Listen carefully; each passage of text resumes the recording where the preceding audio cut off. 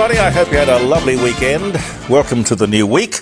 I'm Jeremy Cordo. Peter Clayton is with us, and we're very glad that you are either watching us on Facebook or you're listening to us on a podcast, which I hope is coming through loud and clear.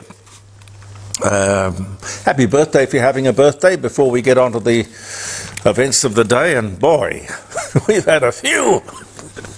But where would we be if we didn't have stuff to talk about in the court of public opinion? Where would we be? Where would we be? Cyclone Larry makes landfall in eastern Australia, 2006.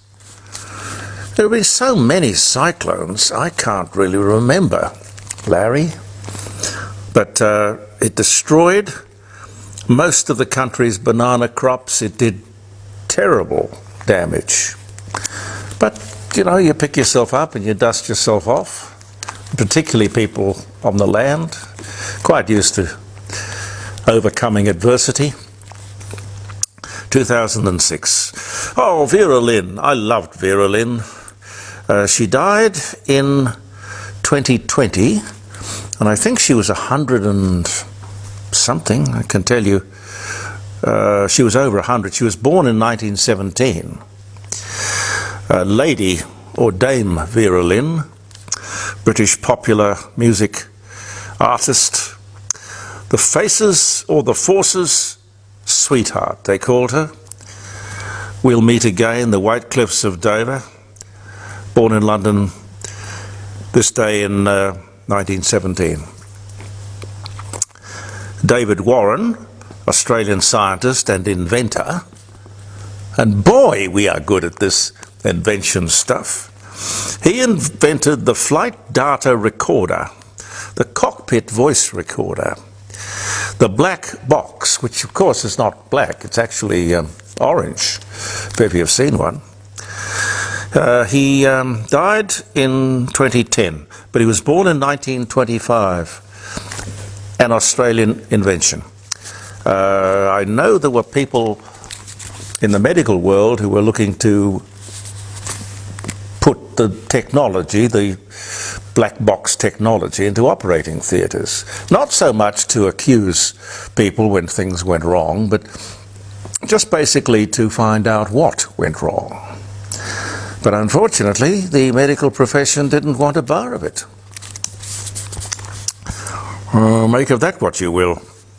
I hope no one's going in for surgery today. No, I'm sure it'll be all right.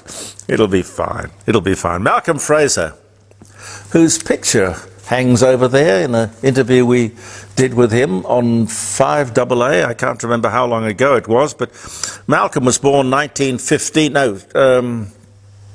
He dies at 84. He was Liberal leader from 75 to 83, and he died 2015 on this day. General Douglas MacArthur vows, "I came through and I shall return." I'm familiar with the "I shall return" bit, but apparently he said, "I came through and I shall return," after escaping Japanese-controlled Philippines in 1942. There's a picture somewhere of General Douglas MacArthur at the Adelaide railway station with his wife and his son. Very historic picture, that. Kenny Rogers, we mentioned his birthday just the other day. This is the day that he died, 2020. It's amazing the number of people who die on or around their birthday. It is a thing. It is definitely a thing. Kenny Rogers, the gambler, all sorts of other great songs. Loved his voice. It had a certain timbre about it. Great singer, and a nice man to talk to as well. American fast food restaurant chain KFC, Kentucky Fried Chicken, is founded by Colonel Harland Sanders, North Corbin, Kentucky. North Corbin. I'm not sure where that is. Pete, you're in the travel world. Where's North Corbin? No, I haven't heard of it either. Kentucky, sort of south. Yeah. South. Yeah. Well, he was never a colonel, you know. He looked like a colonel, so they made him a colonel. Why not? The Black Death. Oh yes, the Black Death. Saturn, Jupiter and Mars, the planets in conjunction. On this day in 1345, the conjunction of those planets was blamed for causing the plague, the Black Death. Suppose you have to blame someone. British Beatle John Lennon, 28, weds Japanese artist Yoko Ono, 36, in Spain. His second marriage, her third. That was in 1969. London's famous Burlington Arcade opens, the world's first shopping arcade. And a funny little piece of trivia, whistling was banned. You couldn't whistle in the arcade. It was against the law. That was in 1819, believe it or not. Alessandro Volta reports his discovery of the electric battery in a letter to Joseph, later Sir Joseph Banks, who was president of the Royal Society of London. And the year was 1800. Volta, hence we get the vault, the name we all are familiar with, and as predicted, as predicted by The Simpsons, no less, in 2019, the Walt Disney Company acquires Rupert Murdoch's 21st Century Fox entertainment business for $71 billion. There's no doubt about it, those Simpsons were smart. And one more, Carl Reiner, American comedian, actor, screenwriter, The Dick Van Dyke Show, there's a whole list of them. Wonderful man of entertainment. He did The Jerk, lots of things. I won't go through them all. But he was born in the Bronx, New York. He died 2020, but he was born on this day in 1922. Happy birthday, as I say. How about this? Time magazine has revealed the world's greatest place for 2023. Speaking about travel, where would you reckon? Now, you've been around the world more times than most people can think about it. Pete, what's the world's greatest place? Well, USA for me. USA for you? Yes. No particular part? Well, the Midwest. The Midwest. Well, according to Time magazine, the world's greatest place for 2023, and it's the only Australian destination to be on the list, the only one, and it happens to be here in South Australia. Pete? South Australia? Do you know where it is? Well, I'd say the Flinders Ranges, but I'm biased. No. Flinders Ranges? No. Kangaroo Island? Yes. Okay. Kangaroo Island. That's quite an accolade. The only Australian spot to make the Time magazine world's greatest places for 2023. I don't know what land over there costs, but it might just jump a little bit after this. And another number one for South Australia, a $26 bottle of Clare Valley Chardonnay has been named the best wine in the world. Judged against 7,500 wines from around the globe, South Australian wineries won a total of 43 awards, but this $26 bottle, produced by Clare Valley's Taylor's Wines, beat them all. Michael Taylor, you must be very, very proud of them and your company and your winemakers. Wow, you should be proud too. A total of 43 gold medals collected by Australian wineries, and all of them from South Australia. Great. Betty says, did you see the radio ratings last week? Yes, Betty, I did. I did. No, and 5AA did not ring me. I kind of thought they might have, but no. It would appear it's the only talk station in Australia, in all the capital cities, to not be a clear number one. It's a great pity, really, great pity. Looking at these unemployment figures, the Australian economy is terrifically robust, resilient. And when you look through all the statistics, I cannot see how the Reserve Bank can possibly not put the interest rates up next month. A lot of people were saying they're going to put them on hold.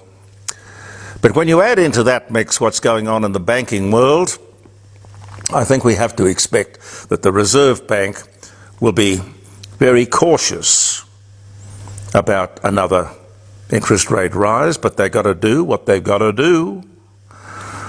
The banks are around the world, not just in Australia, but around the world, they are much more highly capitalised than they were at the time of the global financial crisis.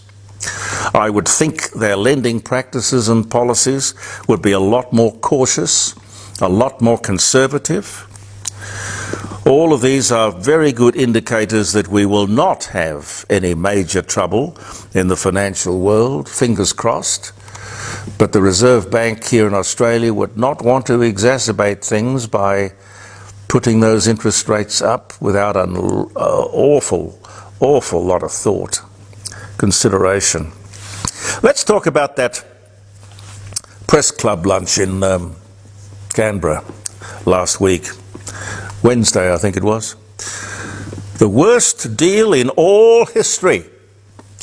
The AUKUS submarine deal is the worst international decision taken by government since the conscription in World War I. So says Paul Keating. Paul Keating. He belittled the Prime Minister, the Foreign Minister, and the Deputy Prime Minister. Quite scathing. Paul, why didn't you tell them what you really thought? Dear, oh dear. Now, look, I respect Paul Linkson. No, he was my old boss. It's force of habit. I respect Paul Keating, a self-made man. I don't altogether understand his anger and fury, and I certainly don't understand his vision of the modern world or the present-day world. China is not some big cuddly panda bear. He says China does not represent a threat to Australia.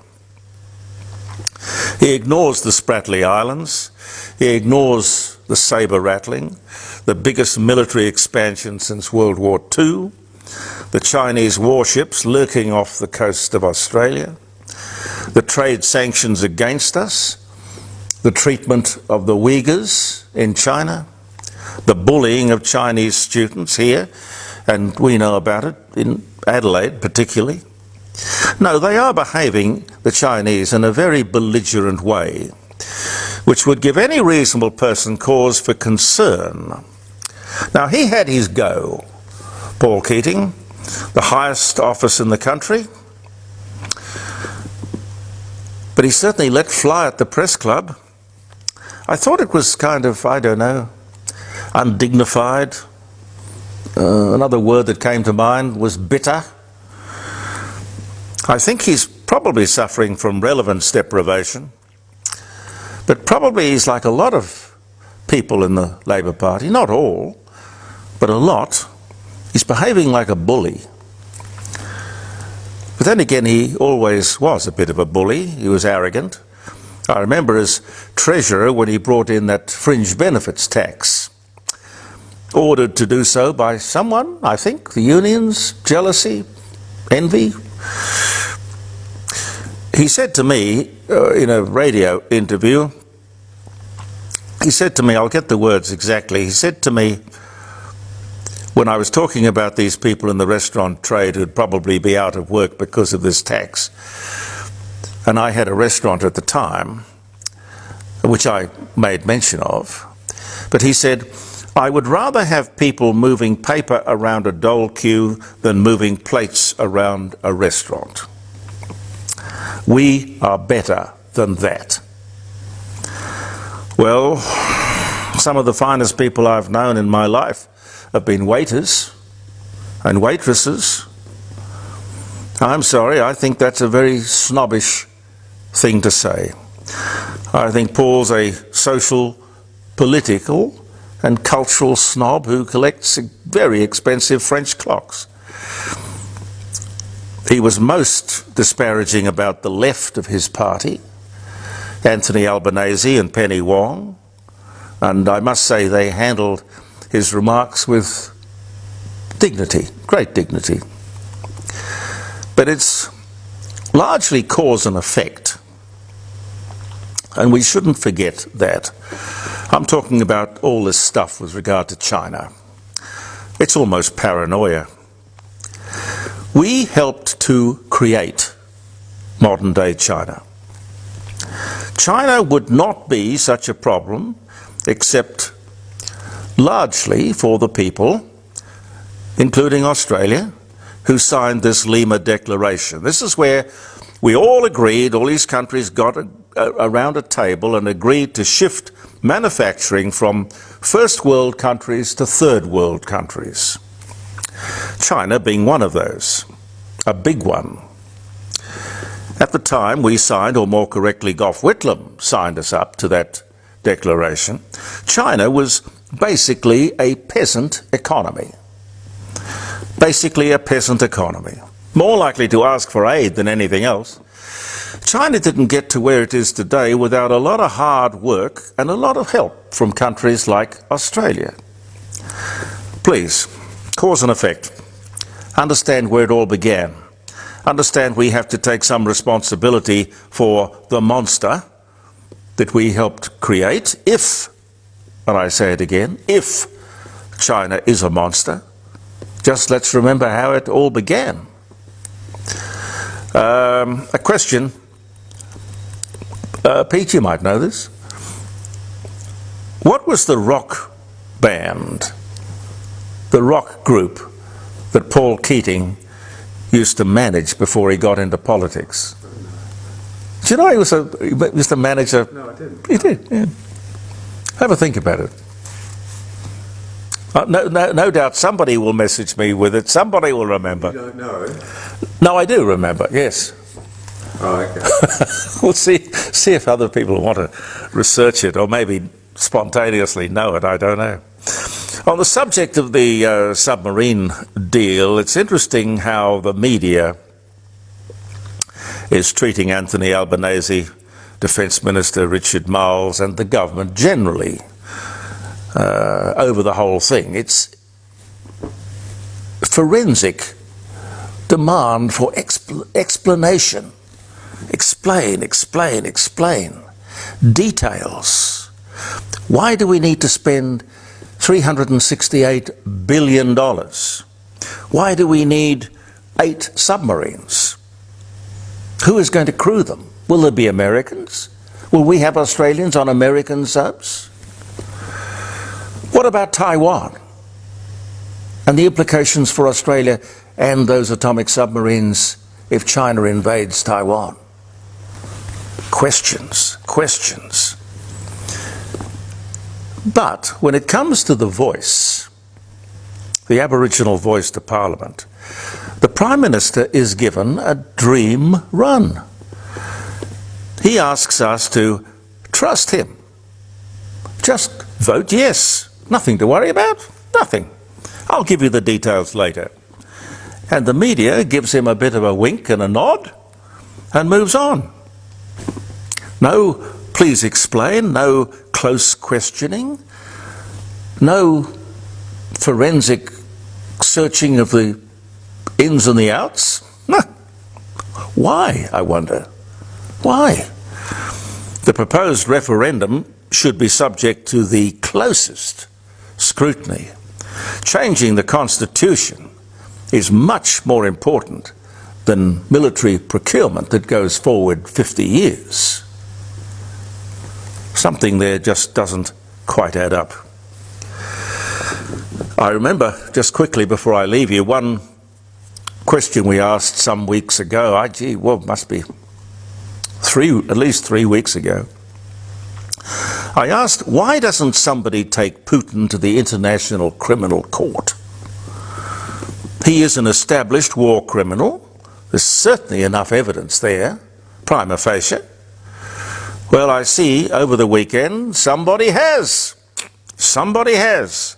And the court has issued a warrant for his arrest. Brilliant. But there's a catch.